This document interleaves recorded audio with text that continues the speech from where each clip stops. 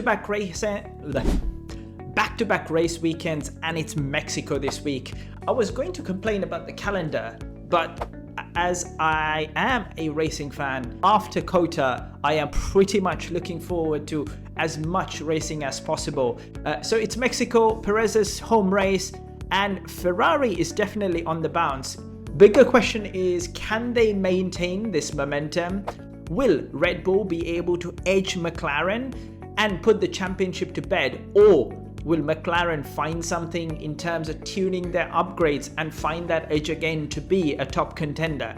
Ultimately, Norris is going to feel pretty hard done because of the penalty in Austin, and he's going to come with the rage to overtake and dominate the weekend. Let's chat and get our predictions in for the Mexican GP.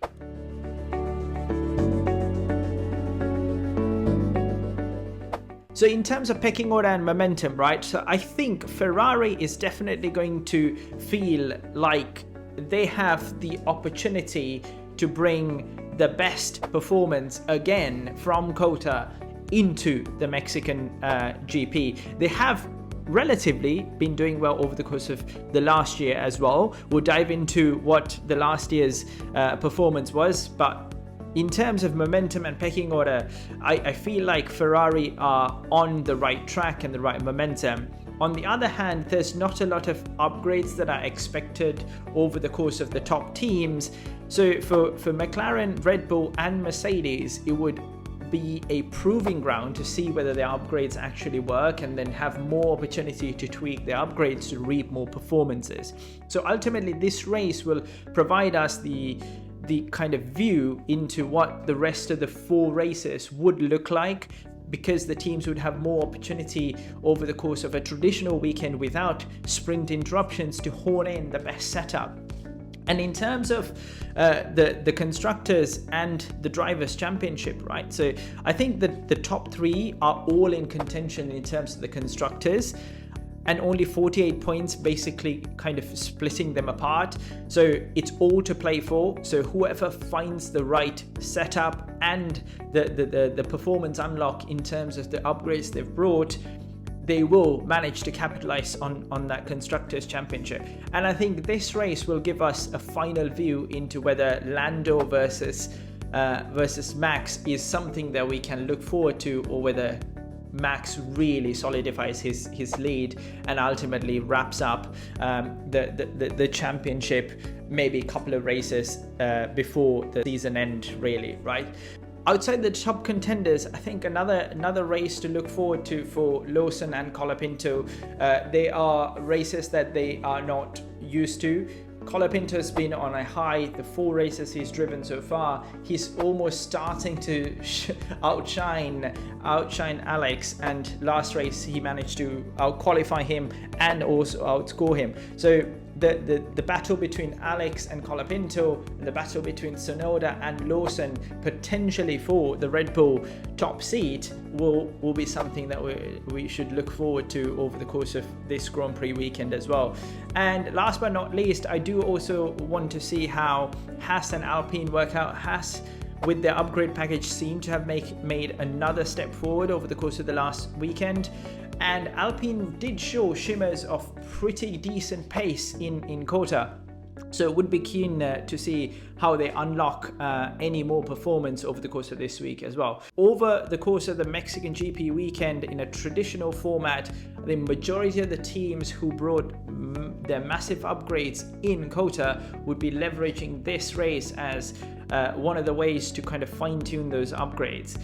In terms of the track, so in terms of the characteristics, despite it being a low downforce track, because the air is so thin and the elevation is over 2 kilometers, you can run the maximum downforce you need.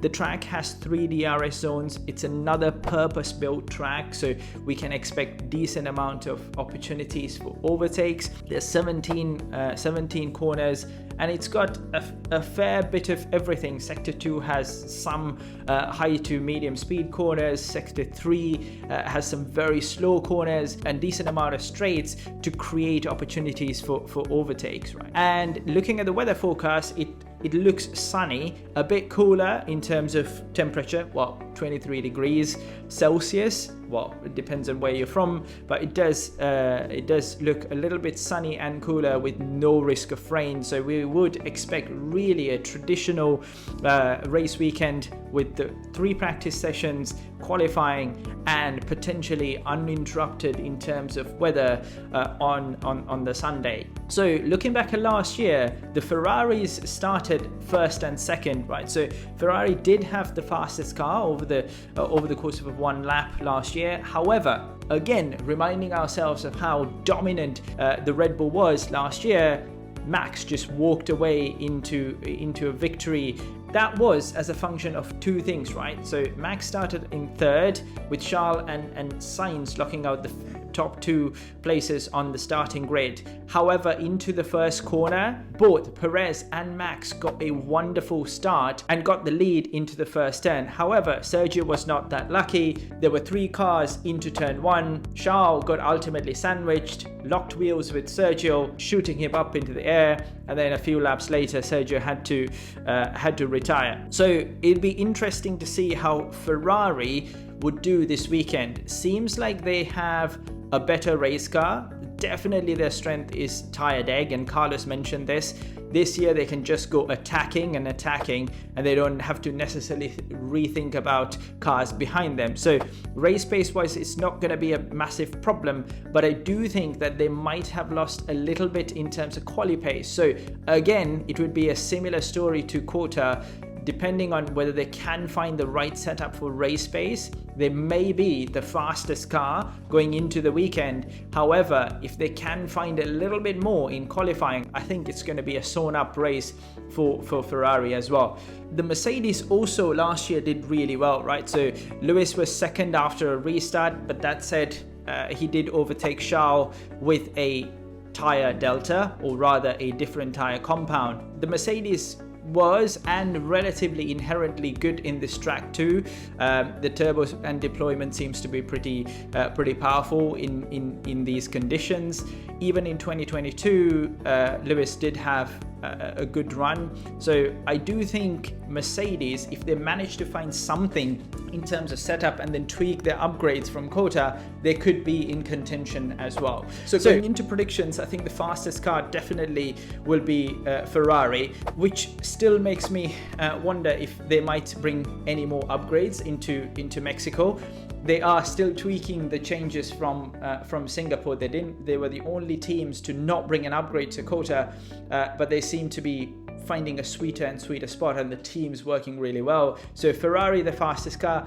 I'm gonna roll my dice, or rather the last roll of dice, and give Mercedes the second fastest car, and then third Mclaren. I don't necessarily think that Red Bull will find their mojo, and they might slip back in terms of race pace. That said, I do think that the top 4 teams would be almost somewhat non-distinguishable in terms of massive changes in terms of lap time on race day, but on a 1 lap pace, I do feel like Ferrari will find that something that they need to find and make that car start at the front row of the grid. Moving on to quali, I'm gonna go with a Sainz, Lewis, and Charles. I think Sainz did definitely the best he could in Kota, and he got caught relatively off guard and a bit unlucky in terms of the race, right? So I think he would want to put that to bed. So I'm gonna go with Sainz, Lewis, and Charles. In terms of podium, I think Ferrari would be the faster car on race day, and therefore Sainz will convert the pole into a race win, Charles second, and Lewis finishing up the podium.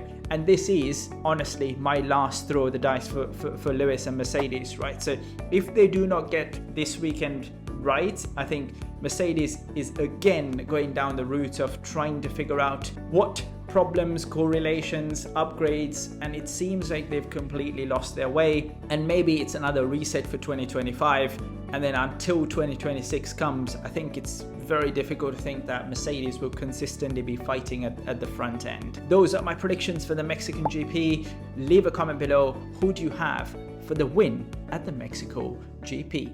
That's it for this video. If you haven't subscribed already, please smash that subscribe button. I will see you on the next video. Peace. Peace. Ciao.